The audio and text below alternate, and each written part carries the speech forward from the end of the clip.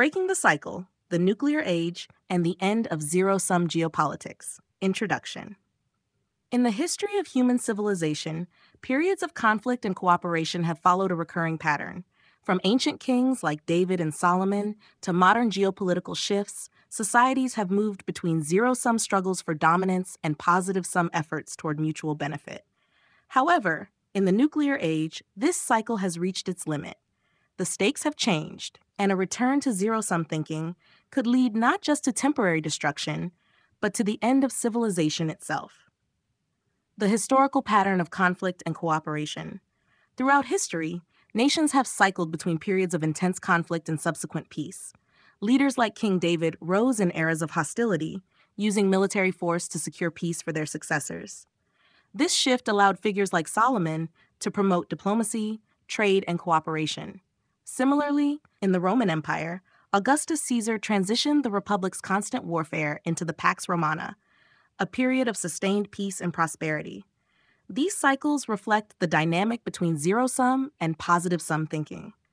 In zero-sum periods, leaders viewed international relations as a struggle for dominance, where one nation's gain was another's loss. Peace was only restored when leaders shifted toward positive-sum mindsets, seeking cooperation and mutual benefit. Yet, even after periods of peace, the cycle often returned to conflict, as power imbalances and internal decay reignited hostilities. The nuclear age, a critical shift. Today, we find ourselves at a unique juncture in history. The presence of nuclear weapons introduces an existential risk that previous generations did not face. The potential for total annihilation in the event of nuclear conflict means that the cyclical pattern of war and peace cannot continue as it has in the past. A zero-sum approach to geopolitics, where military dominance and power struggles prevail, could lead to irreversible consequences.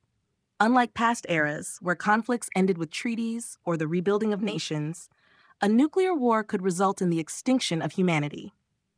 The historical pattern has reached its limit. There is no longer room for cycles of destruction followed by renewal. There is only the choice between cooperation or annihilation. This content is brought to you by Bobby Giggs. Promote your brand here and reach a wide audience across platforms like YouTube, Instagram, and Facebook. Follow the links in the description to get started. Leadership in the nuclear age. In today's geopolitical landscape, we see conflicting mindsets. Figures like John Mearsheimer advocate for a realist, zero-sum approach, where U.S. hegemony is maintained through military power and adversarial strategies. This mindset sees international relations as inherently competitive, with no room for mutual benefit. On the other hand, leaders and thinkers like Jeffrey Sachs argue for a positive-sum approach, where nations cooperate for the shared goal of global prosperity. The challenge is that many in positions of power, especially within American leadership, still adhere to Mearsheimer's zero-sum thinking. They view the rise of other powers, like China or Russia, as a threat to U.S. dominance, rather than an opportunity for cooperation. If this mindset prevails, we risk pushing the world into catastrophic conflict, with no possibility of recovery. Conclusion: the need for positive-sum thinking. In the nuclear age, the stakes are too high to continue the historical cycle of zero-sum geopolitics. We must recognize that the survival of humanity depends on cooperation, diplomacy, and mutual prosperity. Leaders and advocates for a positive-sum approach must rise to meet the challenges of today's world, guiding us away from the brink of destruction and toward a future where all nations can thrive together. The choice is clear: break the cycle or face the end of it.